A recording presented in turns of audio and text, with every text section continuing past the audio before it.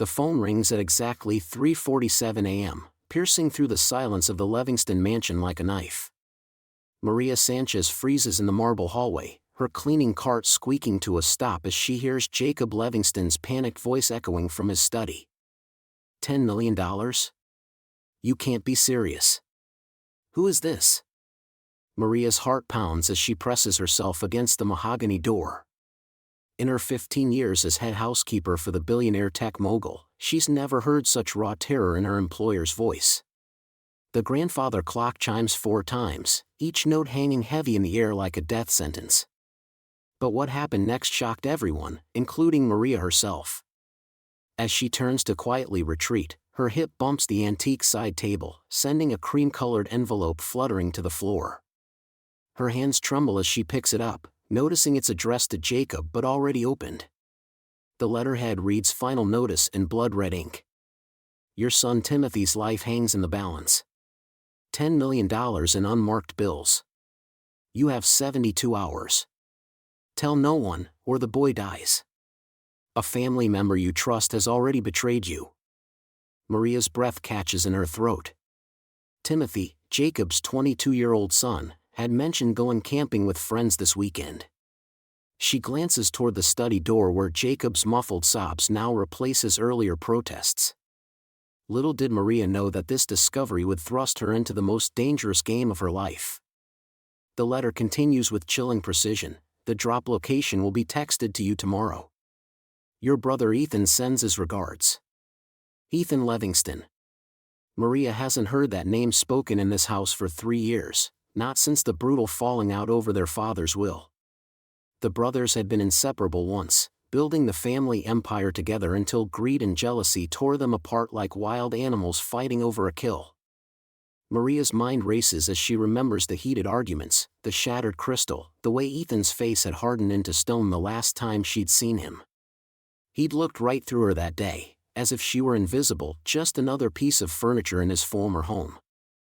I trusted you, Jacob's voice cracks through the door. How could you do this to Timothy? To our family? The line goes dead, leaving only the sound of Jacob's ragged breathing and Maria's thundering heartbeat. She knows she should walk away, pretend she never saw the letter, never heard the conversation. That's what good housekeepers do. They see nothing, hear nothing, know nothing.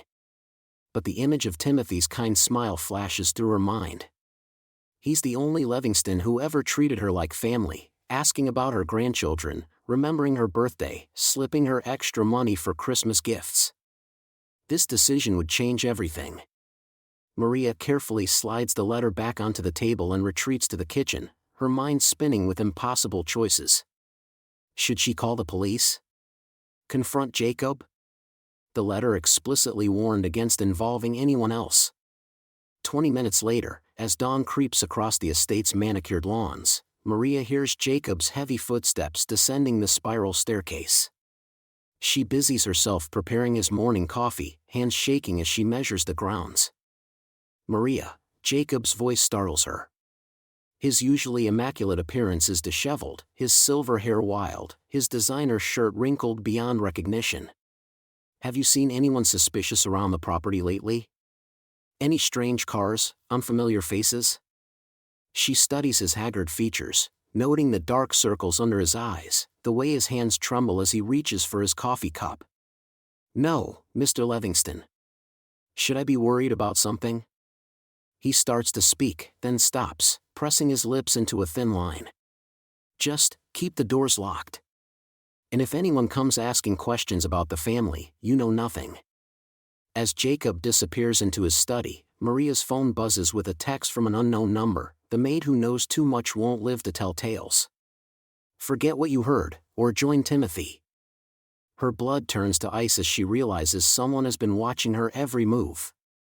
But the real shock was still coming. That evening, as Maria organizes the mail in Jacob's study, she spots his phone lighting up with an incoming call. The name on the screen makes her heart stop, Ethan, brother. She ducks behind the leather armchair as Jacob answers, his voice cold and calculating. The money will be ready tomorrow night, Jacob says.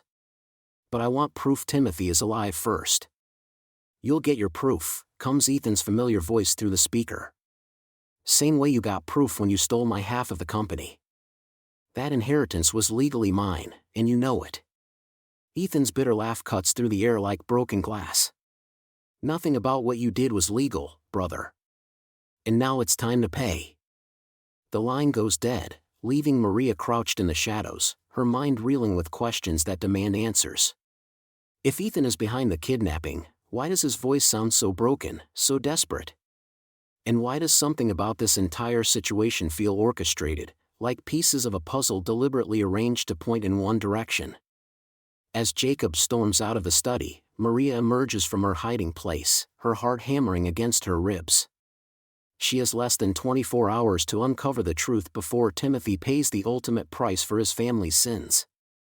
But first, she needs to find out exactly what Jacob did to steal Ethan's inheritance and whether the real villain in this twisted game is closer than anyone imagines. Maria's hands shake as she slides Jacob's laptop closer to herself in his empty study. The mansion feels eerily quiet after yesterday's shocking discovery, and she knows she's crossing a line she can never uncross. But that ransom letter burns in her memory, and Ethan's cryptic phone call with Jacob keeps replaying in her mind.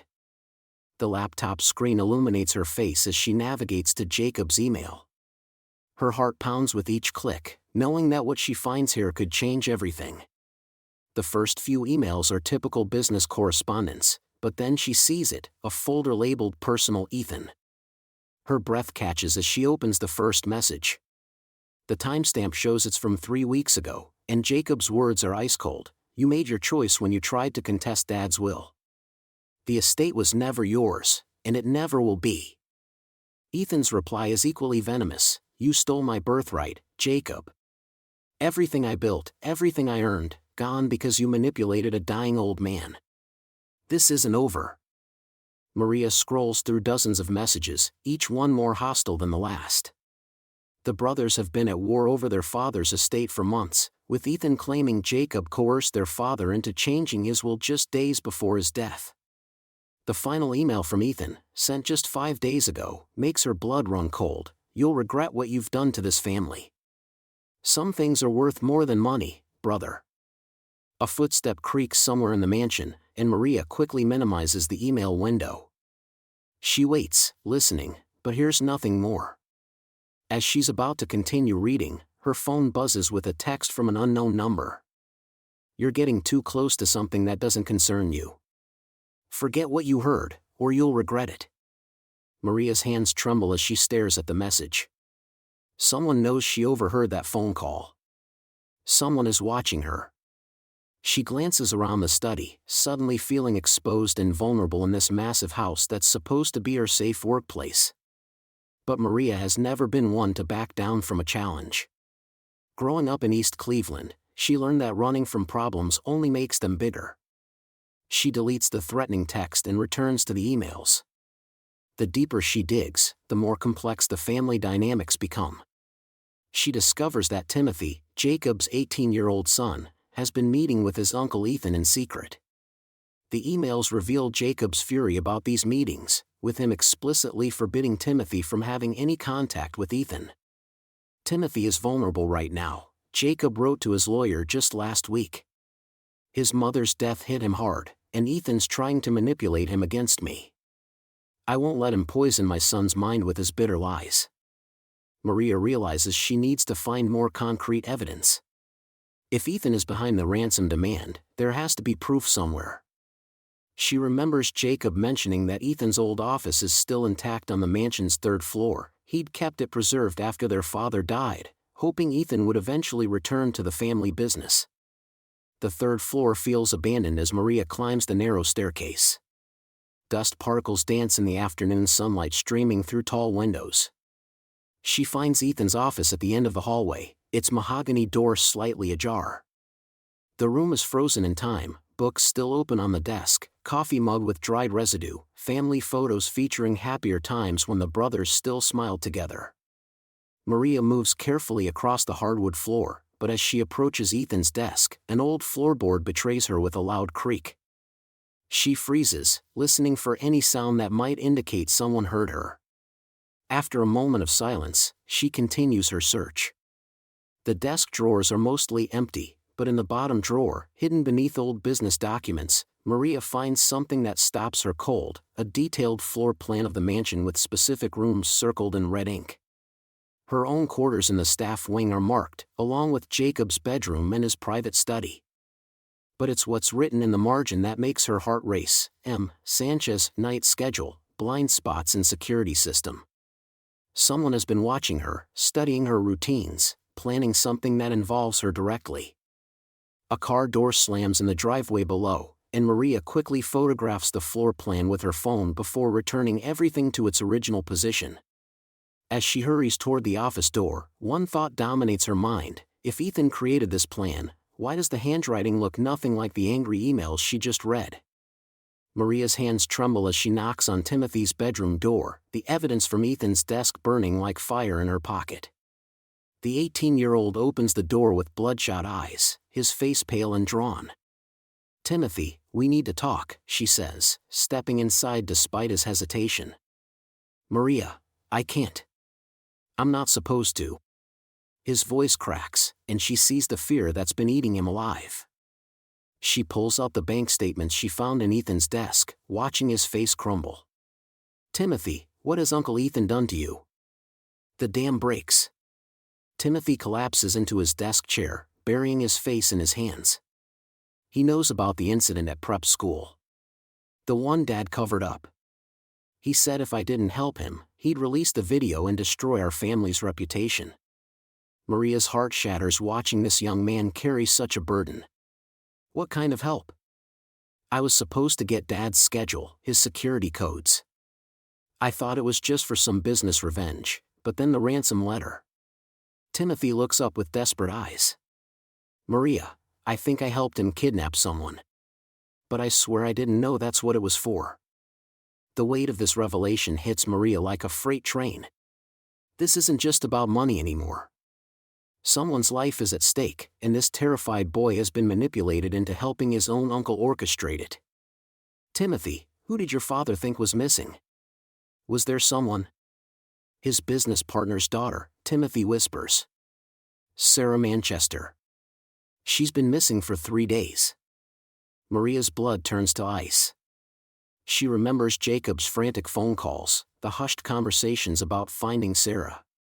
She thought it was business talk, but now the pieces click into place with horrifying clarity. Suddenly, they hear Jacob's voice booming through the hallway. Maria. Where is she? Has anyone seen Maria? Timothy grabs her arm. He's been looking for you all morning. He thinks you disappeared too. Through the window, Maria sees black SUVs circling the property, security guards combing the grounds. Jacob has mobilized a full search team, believing she's been taken as well. The irony isn't lost on her: while she's been investigating to protect his family, he's been terrified for her safety. But something about his panic strikes her as odd. How did he jump so quickly to the conclusion that she was kidnapped? Timothy, does your father know about your meetings with Ethan? Before he can answer, Maria's phone buzzes. A text from an unknown number: stop digging or join Sarah Manchester. The blood drains from her face. Someone knows exactly what she's discovered, and they're watching her every move. Timothy sees her expression change. What is it? We need to get to your father, now. But first, I need you to call Ethan. Tell him you have more information about the security system. Maria, I can't. He'll know something's wrong. Trust me, Timothy. It's the only way to save both Sarah and yourself. As Timothy reluctantly dials his uncle's number, Maria watches through the window. One of the security guards is speaking into his radio, but he's not looking toward the house, he's watching the gate, as if expecting someone. Uncle Ethan? It's Timothy. I have some updates on Dad's schedule. Timothy's voice shakes as he follows Maria's whispered instructions. Through the phone, they hear Ethan's cold response: perfect timing, nephew. Bring the information to the old Marina warehouse. Come alone. Timothy hangs up, his face white with terror. Maria, I think he knows we're onto him. but Maria is staring out the window with growing dread. The security guard at the gate just opened it for a familiar black sedan, the same car she saw in the hidden photographs in Ethan's desk. The same car from the surveillance footage she discovered. "Timothy, I don't think your uncle is working alone." As if summoned by her words, Jacob's voice echoes from downstairs. "Has anyone checked the marina warehouses?" Ethan was always obsessed with those old buildings. Maria's heart stops. How would Jacob know to look there? Timothy never mentioned the warehouse location out loud. The only way Jacob could know. A chill runs down her spine as she realizes the impossible truth. Jacob isn't organizing a rescue mission, he's directing a cleanup operation. And now she's walked both herself and Timothy directly into the spider's web. The sound of heavy footsteps approaches Timothy's door, and Maria knows with absolute certainty that Jacob Livingston is coming for them both. The morning sun cuts through the fog as Maria grips the steering wheel, her knuckles white against the leather. The evidence folder sits heavy in her passenger seat, bank records, text messages, and that damning letter that started it all. After Timothy's tearful confession about being blackmailed, she knows confronting Ethan directly is her only option. But first, she needs to catch him in the act. Her phone buzzes with a text from Jacob. "Maria, where are you? I'm worried sick. The police want to question you about the ransom note." She turns off her phone. There's no time for explanations now. Through her contacts at the marina, Maria learned that Ethan plans to sell Jacob's prized yacht today, a desperate attempt to raise quick cash before fleeing the country. The irony isn't lost on her that he's trying to ransom his own brother while simultaneously stealing from him. The Harbor Bay Marina stretches before her like a maze of white masts and gleaming hulls. Maria spots the Livingston Legacy immediately, Jacob's 80-foot yacht gleaming at the end of the dock. Her heart pounds as she sees Ethan's silver Mercedes parked nearby. Walking casually down the dock, Maria pretends to admire other boats while keeping the yacht in her peripheral vision. Through the main cabin windows, she can see Ethan pacing frantically, talking on his phone. She creeps closer, hiding behind a neighboring sailboat. "No, no, no!" The timeline has moved up, Ethan's voice carries across the water. "The transfer needs to happen today, not tomorrow. My brother's getting suspicious, and that damn Maid knows too much." Maria's blood runs cold. He's talking about her. "What do you mean she has evidence?" Ethan continues. "I thought you handled that." Fine, just make sure the cops focus on Timothy. Kid's already unstable, they'll believe he orchestrated the whole thing." Maria realizes she's holding her breath. Timothy, Jacob's innocent son, is being set up by his own uncle. But wait, who is Ethan talking to? There's definitely someone else pulling the strings. Summoning every ounce of courage, Maria steps onto the yacht's deck. The boat rocks gently beneath her feet as she makes her way to the cabin door. Through the glass, she can see Ethan still on the phone, his back turned to her. She opens the door. Well, Maria announces, stepping into the luxurious cabin. "Ethan Livingston, we need to talk." Ethan spins around, his face draining of color. He quickly ends his phone call. "Maria. What are you doing here? This is private property." "Your brother's property," she corrects, pulling out the evidence folder. "The same brother you're trying to extort for $10 million. Ethan's laugh is nervous, forced. "I have no idea what you're talking about. You're just a maid, you're in way over your head." "Am I?" Maria spreads the bank records across the yacht's marble table. "Because these show money transfers from an offshore account registered under your name. And this," she holds up the original ransom note, "has your fingerprints all over it." For a moment, Ethan's composure cracks completely. But then his expression shifts to something darker, more calculating. "You think you're so smart, don't you? But you have no idea how deep this goes. Then enlighten me." Ethan moves to the bar, pouring himself a scotch with shaking hands. "You want the truth? Fine. Yes, I wrote the ransom note. Yes, I've been taking money from Jacob for months. But I'm not the mastermind here, Maria. I'm just as trapped as everyone else. What do you mean? There's someone else involved, someone with access to everything. Bank accounts, security codes, family secrets. Someone who's been manipulating this entire situation from the inside. Ethan takes a long drink. Someone who wanted Jacob destroyed and was willing to use me to do it. Before Maria can respond, the sound of sirens fills the air. Police cars are racing down the Marina Access Road, their lights flashing against the morning sky. No, this is too early. Ethan panics, looking at his phone. The call wasn't supposed to come in for another hour. Maria's heart sinks as she realizes what's happening. Someone tipped off the police, but not to arrest Ethan. The cars are heading straight for the yacht, but she can already see officers surrounding Timothy's car in the parking lot. They're arresting Timothy, she breathes. Someone called in a tip saying he was the mastermind. Ethan's face goes pale. But that wasn't the plan. He was supposed to be kept out of this. Whose plan?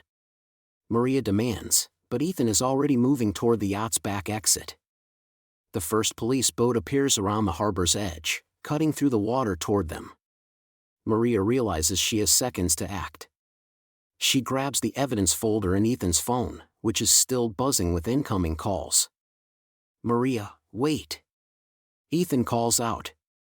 You don't understand, if they arrest me now, the real person behind this goes free. And Timothy. Timothy will take the fall for everything. She can hear the police officers boarding the yacht behind her, their heavy footsteps on the deck. But as she looks at the caller ID on Ethan's phone, her blood turns to ice. The name on the screen changes everything she thought she knew about this case. The yacht rocks gently against the dock as Maria clutches the recording device, her heart pounding with the weight of what she's about to reveal.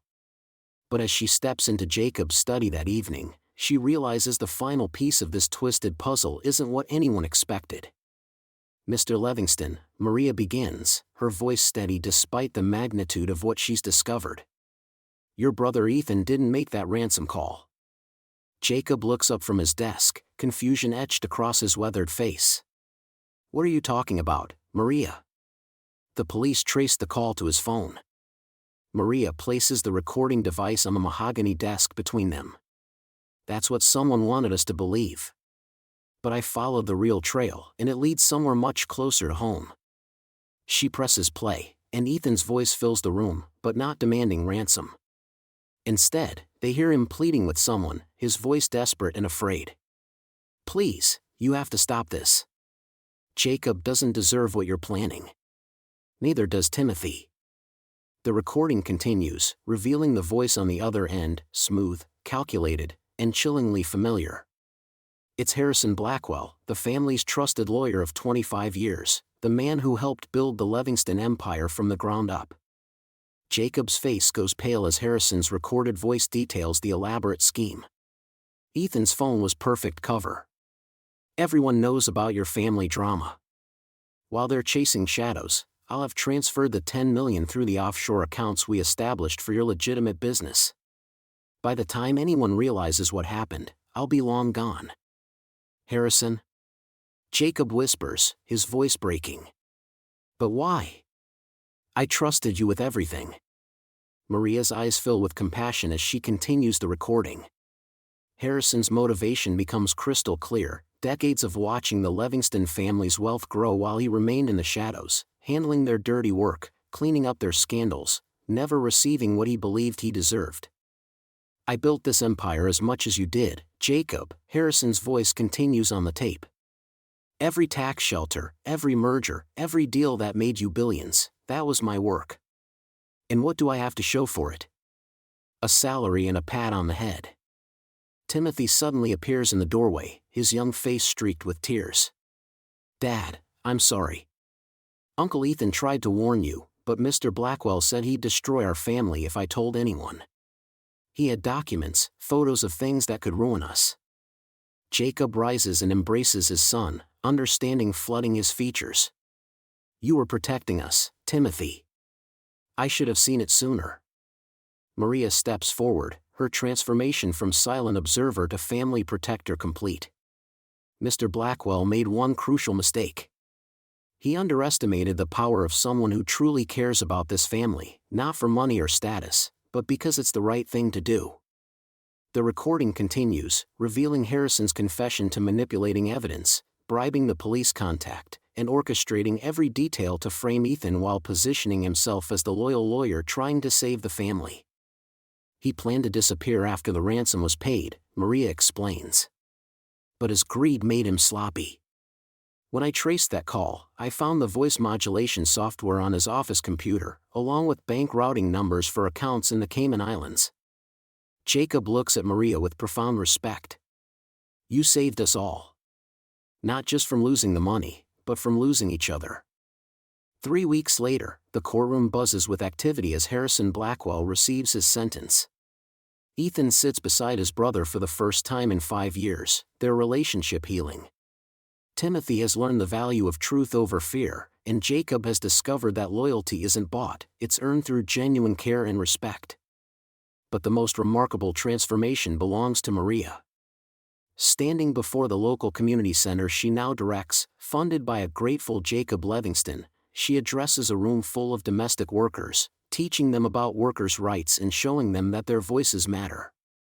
I was invisible for 15 years, Maria tells the crowded room. I cleaned their messes, heard their secrets, and stayed silent. But silence in the face of wrongdoing isn't loyalty, it's complicity. Each of you has the power to stand up, speak out, and make a difference. The Livingston family established the Maria Sanchez Foundation for Workers' Rights, ensuring that people like Maria never feel powerless again. Ethan returned to the family business with new purpose, Timothy learned that courage isn't the absence of fear but acting despite it, and Jacob discovered that true wealth isn't measured in dollars but in the integrity of those around you.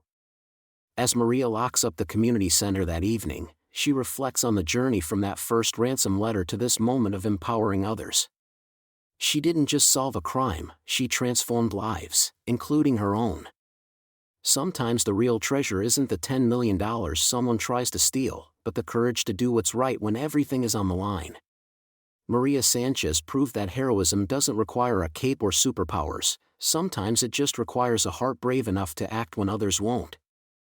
What would you have done in Maria's position? Would you have stayed silent or found the courage to speak up?